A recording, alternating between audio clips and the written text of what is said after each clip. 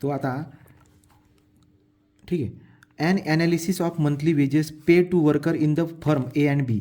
या वाक्यांना एवढं महत्त्व राहत नाही. मग काय बरं का, तुमच्या लक्षामध्ये येईल belonging to the same industry give following information. तो आपल्याला इन्फॉर्मेशन काय दिली बरं का, फर्म 2 कंपन्या आहेत, कधी कधी क्रिकेटरची माहिती देतात, कधी कंपन्याची पाहिजे, त्याच्यात कन्फ्यूज व्हायचं काम नाही आहे.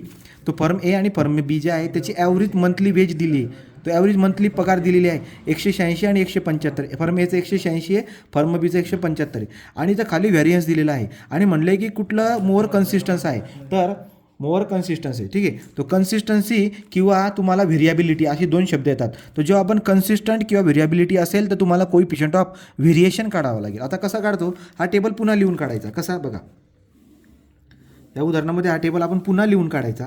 इथे मला काय दिले, यांनी मला दिलं आहे ॲव्हरेज मंथली वेजेस. तर ॲव्हरेजचा अर्थ होतो इन रुपीजमध्ये दिलेले, तर आपण याला लिहिणार एक्स बार. तर त्यांनी मला एक्स बारची माहिती दिलेली आहे. ओके, आणि इथं जर तुम्ही बघायला गेला तर हा ए फर्म आहे आणि हा आहे बी फर्म. मी डायरेक्ट ए आणि बी लिहून टाकतो. तर याचं काही कन्फ्यूज व्हायचं काय नाही. सरवरती तुम्ही फर्म लिहिला होता इथं लिहून टाका फर्म, काही प्रॉब्लेम नाही. फर्म ए आणि हा आहे फर्म बी. तर आता मला सांगा, ॲव्हरेज मंथली एक्स बारने दाखवत आहेत. इथलं किती उत्तर आहे 186 आणि तर इथे किती आहे 175. 2 नंबरचा टेबल काय आहे बरं का, बघा तुम्ही जर का 2 नंबरचा टेबल बघायला गेला तर तुमच्या लक्षामध्ये येईल तो व्हॅरियन्स दिलेला आहे. आणि लक्षात घ्यायचं आहे, जेव्हा तुम्हाला कोइफिशियंट ऑफ व्हेरिएशन काढायचं असेल, डिस्ट्रीब्युशन तो व्हॅरियन्स दिलेला आहे. मग व्हॅरियन्स जर दिला आहे, किती दिला आहे त्याने 81 आणि 100, तर तुमच्या लक्षामध्ये यायला पाहिजे मला स्टँडर्ड डेव्हिएशन लागतो. स्टँडर्ड डेव्हिएशन कसं काढणार, स्टँडर्ड डेव्हिएशन म्हणजे सिग्मा कसं काढणार, 81चा अंडर रूट काढावा लागेल तुम्हाला. तो व्हेरियन्स काय असतो, व्हेरियन्स हा स्टँडर्ड डेव्हिएशनचा स्क्वेअर असतो. मग जर 81 असेल तर 81चं रूट काढा, 81चा रूट काढा, तुम्हाला काय भेटून जाईल, अंडर रूटमध्ये 81 केलं आहे, तर उत्तर किती आलं, इक्वल करून उत्तर आलेलं आहे 9. किती उत्तर आले 9. याचा अर्थ 81 हा कोणाचा, 81चा रूट काय आहे तर 9. 100चा रूट काय असेल करून घ्या, अंडर रूट काढा परत याचा. असं का करतोय, कारण त्यांनी व्हेरियन्स दिले, मला स्टँडर्ड डेव्हिएशन लागतंय. अंडर रूट टाकला आणि त्याचं काय केलं 100 केला आणि इक्वल दाबून दिलं. बघा तो उत्तर किती आलं आहे 10.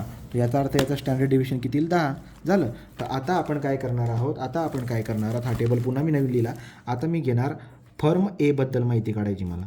फर्म ए त्याची काय काय माहिती दिली आहे, त्याचा एक्स बार दिला आहे मला. फर्म एचा एक्स बार किती दिला आहे बघा 186. नंतर फर्म एचा मला स्टँडर्ड डेव्हिएशन लागतो, किती दिला आहे तो, काय स्टँडर्ड डेव्हिएशन सिग्मा किती 9. मग मला सांगा, तुम्ही जर का त्याचं कोइफिशियंट ऑफ व्हेरिएशन जर का काढलं, कोइफिशियंट ऑफ व्हेरिएशन तर कसं काढतात, standard deviation divide by X bar, उलटा करायचं, कळालं का, हे डिवाइड बाय हे, मग इंटू 100 करून टाकायचं, इंटू 100. मग करा, स्टँडर्ड डेव्हिएशनची व्हॅल्यू आहे 9 आणि एक्स बारची व्हॅल्यू किती 186, इंटू करायचं 100, इंटू काय करायचं 100. मग सी व्हीची व्हॅल्यू किती येईल काढून बघू ना, सी व्हीची व्हॅल्यू काढून बघू किती येते बघा. तो ऑन केला, डबा बाय डबा टाकला, 9 डिवाइड बाय 186 इंटू 100 किती उत्तर येते बघा. ही टक्केवारी येईल तुमची 4.8387%. इथे लिहितो 4.8387%. हा झाला बी. तो बीबद्दल एबद्दल झाला. आता आपण काढणार बीबद्दल. फर्म बीमध्ये बघा ना, फर्म बी आहे, त्याचा एक्स बार किती आहे, एक्स बार किती फर्म बीचा 175 आहे, तर एक्स बार बराबर 175. आणि स्टँडर्ड डेव्हिएशन किती आहे, स्टँडर्ड डेव्हिएशन बीचं किती आहे 10. मग तुमच्याकडे व्हेरिएशनचा फॉर्म्युला काय, coefficient of variation C V is equal to standard deviation divide by X bar into 100. मग करा, हा किती आहे 10, हा खाली किती 175 इंटू किती 100. मग उत्तर किती ते बघा, 10 डिवाइड बाय 175 इंटू 100. तर किती आलं उत्तर 5.71. किती आलं 5.71%, 5.71%. हा झाला आपला सी व्ही कोणाचा, बीचा. तो सी व्ही झाला हा बीचा, हा सी व्ही झाला एचा. या पद्धतीने दोघं व्हॅल्यू आल्या. तर आता आपण काय करणार, आपण जर बघायला गेलो तर या दोघांचा सी व्ही झाल्यानंतर कन्सिस्टंट विचारलेलं आहे, कोण मोर कन्सिस्टन्सी.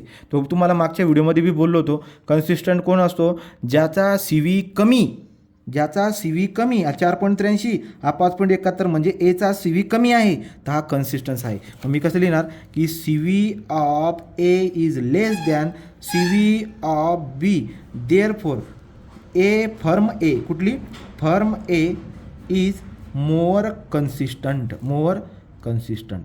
ओके, तर या पद्धतीने आपल्याला तो विचारून टाकेल. पण त्यांनी जर मला व्हेरिएबिलिटी विचारली असती तर ज्याचा सी व्ही मोठा असतो त्याची व्हेरिएबिलिटी जास्त असते, ज्याचा सी व्ही छोटा असतो तो जास्त कन्सिस्टन्स असतो, मोर कन्सिस्टन्स. या पद्धतीने आपल्याला विचारतो तो. हे 4 मार्काचं गणित आहे.